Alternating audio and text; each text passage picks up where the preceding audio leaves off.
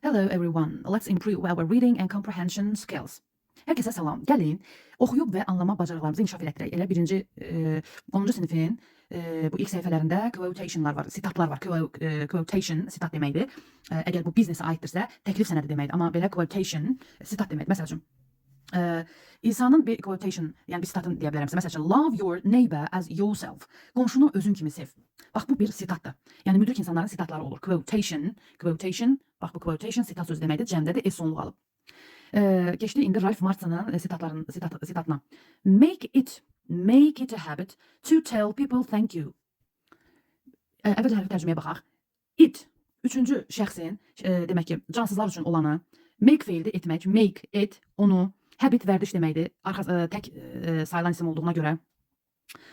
Deməli, artikel alıb, qarşısında artikel alıb. Sonra to tell infinitivdir, yəni demək üçün. People, insanlara, cəmli, topluluq bildirir. Ona görə də heç bir artikel əlavə edilməyib. Thank you, təşəkkür etmək deməkdir. İndi bunu ümləşdirək və tərcümə edək. İnsanlara təşəkkür etməyi vərdiş halına gətir. İnsanlara təşəkkür etməyi vərdiş halına gətir. Truly appreciate the people around you and you'll soon find many others around you. Truly burada zərfdir. Truly zərfdir. Appreciate feildir, qiymətləndirmək. Niyə burada the people yazıb? The people around you. Yəni ətrafında the artiklı, o deməkdir ki, the artiklı artıq bu sənə, məsəl üçün, ətrafındakı insanlar deyirsə, demək ki, bu sənin ətrafında tanıdığın insanlar, məlum insanlar, qeyri-müəyyən yox, məlum insanlardan söhbət gedir. The people around you, ətrafındakı insanlara, həqiqətən qiymətləndir. Truly around you, ətrafındakı insanları həqiqətən qiymətləndir. Səmimi şəkildə qiymətləndir. Truly zərfdir. Sonra and you'll soon find many others around you. Və tezliklə you'll, bax burada you'dan sonraki apostrofdan sonra qoşa L, double L, will köməkçi feilin qısaldılmış formasıdır. And you'll soon find many others around you. Tezliklə ətrafında daha çox dəyərli insanın toplandığını görəcəksən. Bunun hərfi belə tərcüməsi isə budur. Demək ki, make feildir, etmək deməkdir. It's a habit, onu vərdiş halına gətir. To tell people thank you, insanlara təşəkkür deməyi, etməyi. Truly, həqiqətən bu zərfdir. You will gələcək zamanda you'nun elə bil ki will'in qısaldılmış formasıdır. Soon tezliklə deməkdir. Find tapacaqsan. Many others çox sayda başqaları. İndi burada truly'ə dəyinmək istəyirəm. Bir dəqiqə. Orada truly zərfdir. Zərf adverb. Deməli ingilis dili qrammatikasında bir çox funksiyanı yerinə yetirir. Əsasən feilin, sifətin və digər zərflərin mənasını dəyişir və onlara əlavə məlumat verir. Zərflər əsasən necə,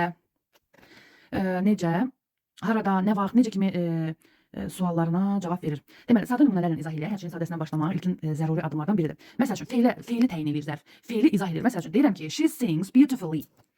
O gözəl oxuyur. Burada beautifully feilin necə yerinə yetirildiğini göstərir. O necə oxuyur?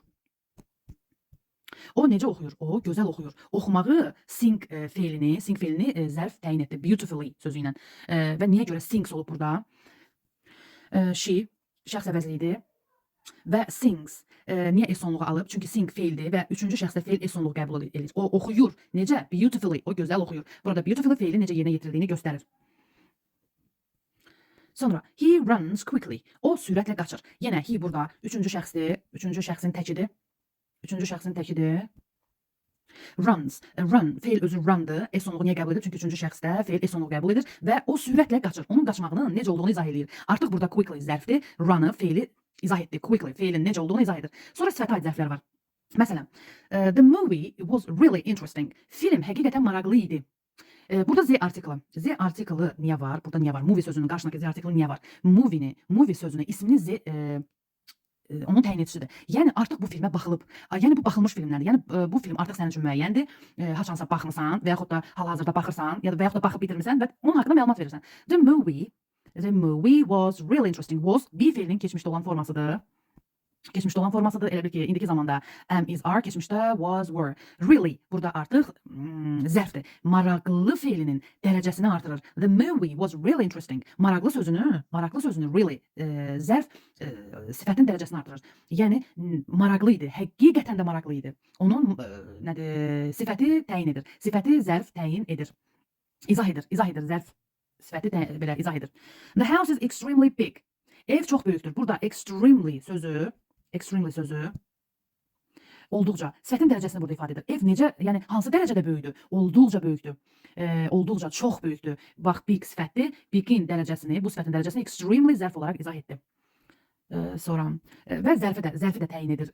Zərfi də təyin edir. Demək ki, zərf həm feili təyin edir, izah eləyir, həm sifəti izah eləyir, həm zərfi də izah eləyir. Məsəl üçün deyilir ki, burada yazılır ki, she talks quite slowly. O olduqca yavaş danışır. Yenə burada talk niyə? Danışmaq feili s sonluq alıb. Niyə? Çünki talk feildir və üçüncü şəxsdə talk feil s sonluq qəbul edir. Slowly demək ki, quite olduqca deməkdir. Quiet olduqca deməkdir. Slowly yavaş deməkdir. Bunların hər ikisi zərfdir. Demək ki, zərfi də təyin edir. O olduqca yavaş danışır. O necə danışır? Olduqca yavaş danışır. Danışmaq. Artıq burada danışmaq feilini zərf izah etdi.